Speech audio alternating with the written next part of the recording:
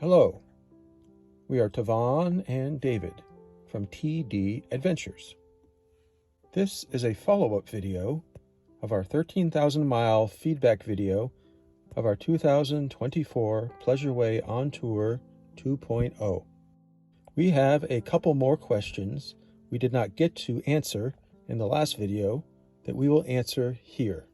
We also had requests if we can show how we put up the curtain in the front area, the cover for the fan, and how we use the Apple TV with our RV TV. We highly recommend that you watch the previous video first, link on top of the screen, then come back to watch this video. Let's begin. First question. Robin and Jerry asked, if you were boondocking and didn't drive or otherwise charge the batteries, and assume a number of cloudy days, how quickly do you run down the batteries? We went from a 200 amp to 600 amp batteries with our 2024 Pleasureway Ontour 2.0. If we go to bed fully charged, in the morning we have about 80% left. In this example screenshot, taken in the morning at 6:58 a.m., the battery is at 81%, with a calculated time remaining of 3 days and 2 hours if we continue at the displayed 5 amp draw. However, we cook 3 meals a day and make coffee and tea, all using electricity, so that estimate will get shorter and shorter over time. Second question.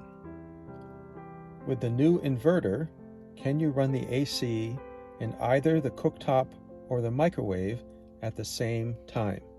Yes, we can run the air conditioner with either the cooktop or the microwave at the same time. It's set to 450. Air conditioner's running. Inverter's running. It's pulling 19.5 amps. No problems. The microwave is now running. We're at 18.3. Third question. Can you run the microwave and the cooktop at the same time? Yes, we can run the cooktop and the microwave together. It's 450.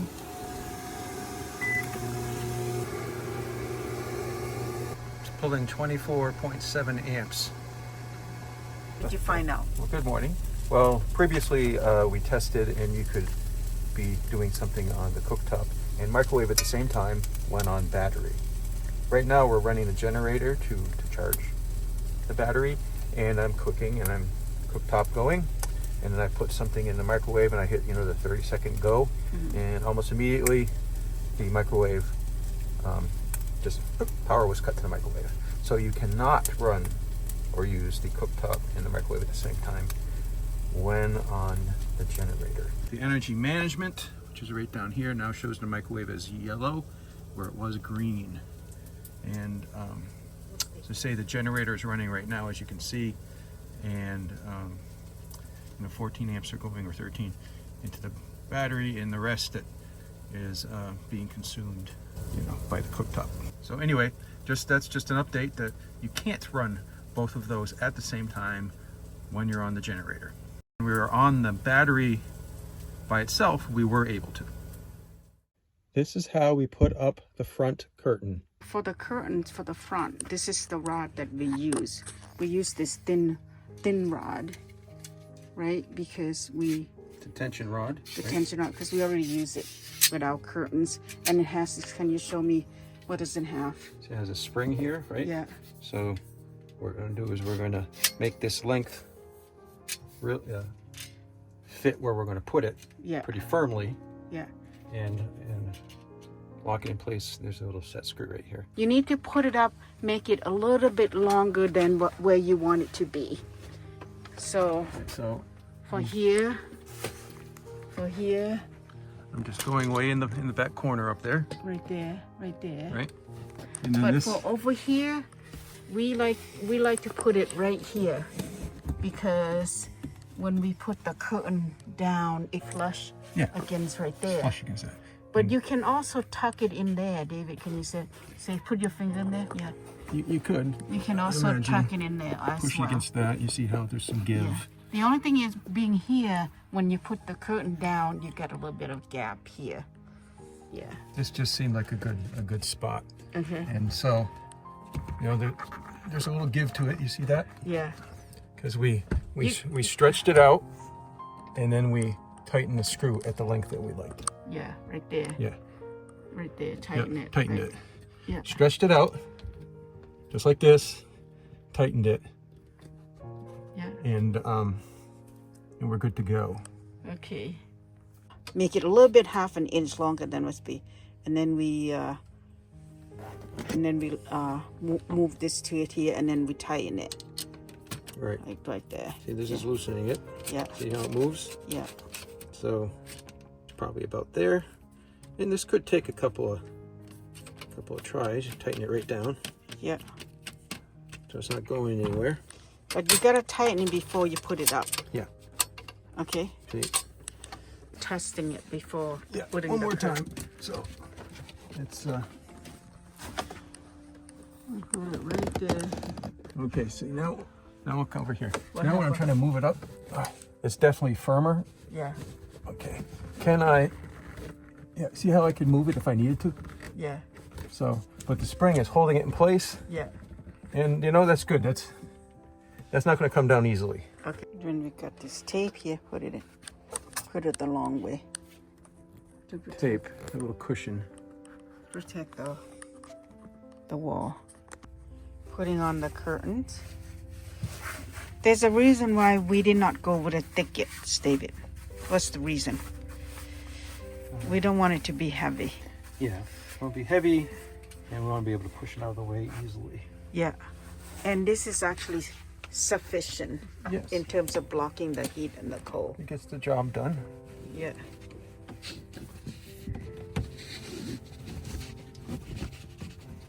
Right there.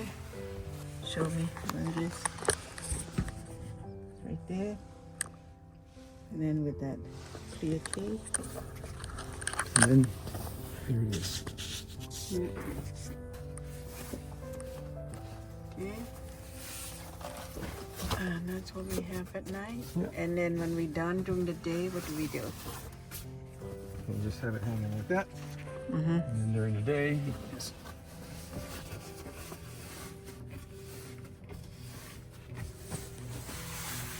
and it's light enough that I can just take this part and tuck it behind this rod that we have here. Sufficient that it's Well, I have I got a string right there. Then I put it behind here, go over that right there, so it's not in the way of the seat belt. And then I'm gonna tie this. 1, 2, and get the curtains like this.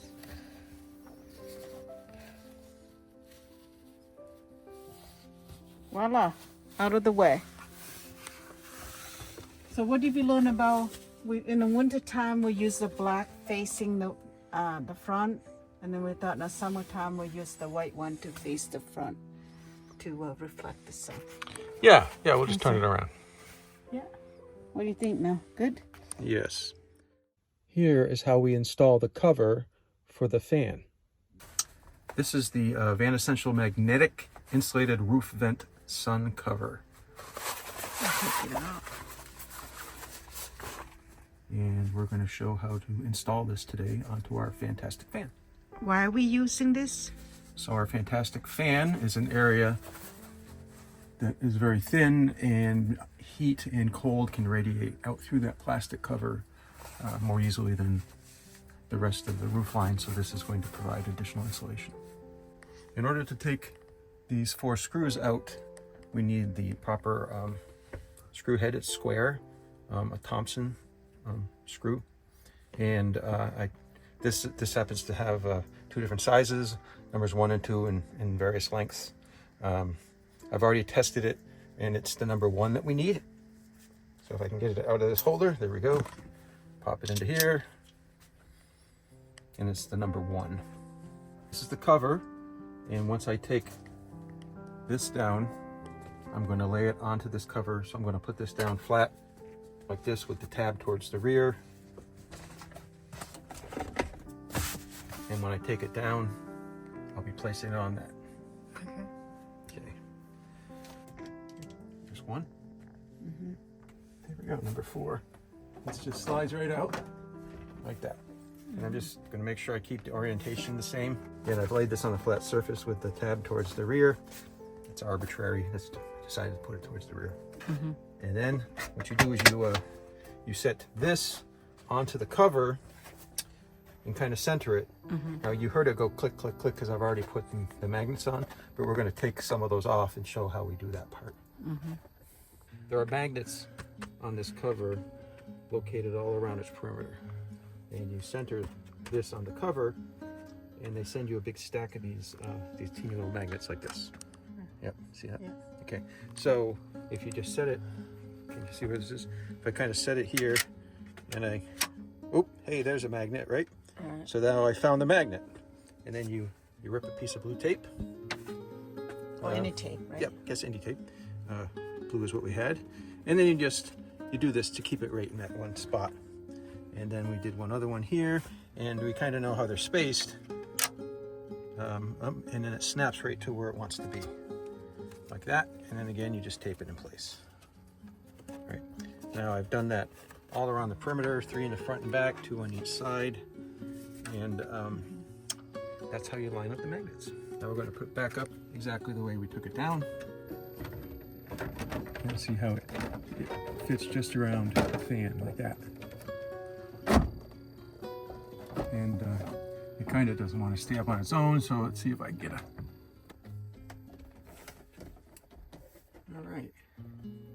All right, so they're all back up there. Okay, ready to put that up on. You take this, and you just set it up there. Doesn't matter which side? Well, I oriented it so that this tab was towards the back, and that's how I did the magnets. So I know they'll be aligned perfectly with where they are.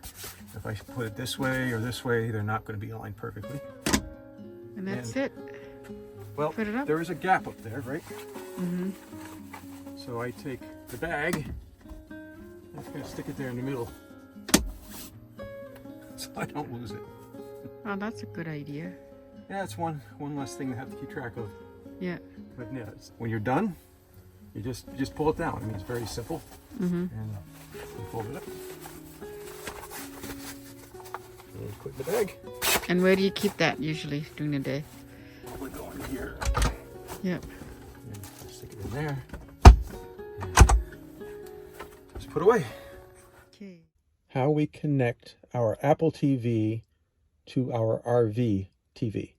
So this is how the Apple TV device is hooked up to this television. This is the device. Apple TV? Yep. And I'll put the link down below. Yeah. And it has a power plug in the back. Yeah. And an HDMI plug. Okay. And the power plug is down below. If we were to go down here and look, it's plugged in down here in the dark where you can't see, but it's plugged in right there underneath the bed. Yep. And we kind of run the power cable along the edge and behind everything. And we're back up here. Here you go. Okay. Now the HDMI is this thicker one right here. And we came up here and we plugged it into the HDMI plug on the left. Can you see that? There's 2 HDMI plugs in the back of this TV. Plug it like right there. There's 2 HDMI plugs. I put it on the one on the left. I think it's HDMI 1. But it doesn't matter. Either one would work, I believe. Yeah. And well, this is the Apple TV remote and a little rubberized protective case. That's what that is. Yeah. And then that's the TV remote in the middle, and that's the Bose soundbar. Okay. So we're going to pick up the Apple TV remote, and Went to the Apple TV, and Turn it on. well, let's see. Yes. Okay, there's something playing. So let's. The Apple TV turned on the TV. Yeah. You can set it to do that in its settings. Actually, I think that's the default settings. If not, we would have just turned the TV on with this. Yeah. Okay, and right now it's using the sound, the TV. So we're going to take the Bose and point it at the Bose, and now it's lit up. And how do you connect to the internet? So what's the screen we have? Right now we have app that we have YouTube, Prime Video, Max, Netflix, Pandora. DirecTV, okay. Yeah, we own a lot of different services, or we subscribe to a lot of different services. Okay. But since it's an Apple TV, you're using the touchpad. You go up to settings, and someone here's network. Yeah. And then that's when you it would list any hotspots or whatever connectivity you have. Yeah. In this case, this is what ours is called, and it's already selected, so it's got all that settings. So you would log in like you would log into any Wi-Fi use your hotspot. Wi-Fi or hotspot. Right. Yeah. And it remembers it. So you don't have to do it once. Right. Okay. The Apple TV remembers it, just like the settings for everything. Yeah. We just kind of keep stepping back out. And then you download all of these apps. Yes. From this here, go to here and download. From here, you can go to discover, or you can put in purchased or search. You can use essentially a voice control if you hold down the or what you're searching for. Yeah. If I wanted to say, YouTube, and then it would find it. And then you scroll down. And then you mean select the app. Yeah, we already have YouTube, so if I actually hit that, it would say, "Oh, you're already there. Do you want to just open it?" Yeah, YouTube. All right. So that's how it works. And so at the front end, we turned on our Wi-Fi hotspot first, and then the Apple TV, which turned on the regular TV. Although sometimes it doesn't, and then you use the remote. And lastly, we turn on the speaker. Now, could we turn the speaker on first? Yeah, maybe we should. I'm not sure if one order is any better than the other. Yeah. But once you do turn it on, the Apple TV, the Apple TV knows to use it. Yep. And you can tell, right? If this isn't on, the speaker in this TV is very, very thin, very tinny, right? No bass. And you go, oh, that doesn't sound right. So you want to get the speaker going, and then it sounds really great. Yep. And we use it every day now that we connect it up to the Apple TV. Yes. Much easier to use now. That's all for this video. Be sure to leave questions below for future videos.